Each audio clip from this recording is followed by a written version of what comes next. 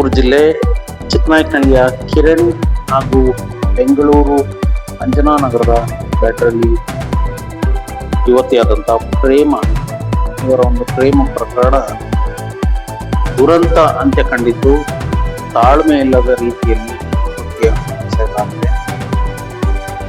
ಯುವತಿ ತನ್ನ ಮನೆಗೆ ಕರೆಸಿ ಸರ್ಪ್ರೈಸ್ ಕೊಡುವ ರೀತಿಯಲ್ಲಿ ಆತನನ್ನ ಕಟ್ಟಿ ಹಾಕಿ ಮೇಲೆ ಪೆಟ್ರೋಲ್ ಮತ್ತು ಸೀಮೆ ಎಣ್ಣೆಯನ್ನ ಸುರಿದು ಹತ್ಯೆ ಮಾಡಲಾಗಿದೆ ಅಂತ ಹೇಳಲಾಗ್ತಾ ಇದೆ. ಈ ಬಗ್ಗೆ ಪೊಲೀಸರ ತನಿಖೆಯಿಂದಷ್ಟೇ ಮುಂದೆ ಗೊತ್ತಾಗುತ್ತದೆ. ಇಷ್ಟು ತಾಳ್ಮೆ ಇಲ್ಲದೆ ಮಾತಾಡಿ ಬಗೆಹರಿಸಿಕೊಳ್ಬೋದಿತ್ತು, ಬೇರೆ ಯಾವುದೇ ರೀತಿಯ ಆಕ್ಷನ್ ತಗೋಬೇಕು ನನಗೆ ನ್ಯಾಯ ಆಗ್ತದೆ. ಏಕಾಏಕಿ ಈ ತರ ಹತ್ಯೆ ಮಾಡುವಂತ ಅವಶ್ಯಕತೆ ಇಲ್ದಿದ್ರೂ ಕೂಡ ಯುವತಿ ಕಾನೂನನ್ನ ಕೈಗೆತ್ತಿಕೊಂಡು ದುರಂತ ಅಂತ್ಯ ಕಂಡಿರೋದು ನಿಜವಾಗ್ಲೂ ಈ ಸಮಾಜ ತಲೆ ತಗ್ಗಿಸೋ ರೀತಿಯಲ್ಲಿ ನಡೆದಿದೆ. ಮುಂದಷ್ಟೇ ಈ ಪ್ರಕರಣದಲ್ಲಿ ಪೊಲೀಸರ ತನಿಖೆಯಿಂದ ತಿಳಿಯಬೇಕಿದೆ.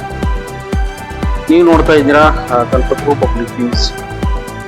ನಿರಂತರ ಸುದ್ದಿಗಾಗಿ ಕಲ್ಪತರು ಪಬ್ಲಿಕ್ ನ್ಯೂಸ್ ಅನ್ನು ಫಾಲೋ ಮಾಡಿ. Thank you.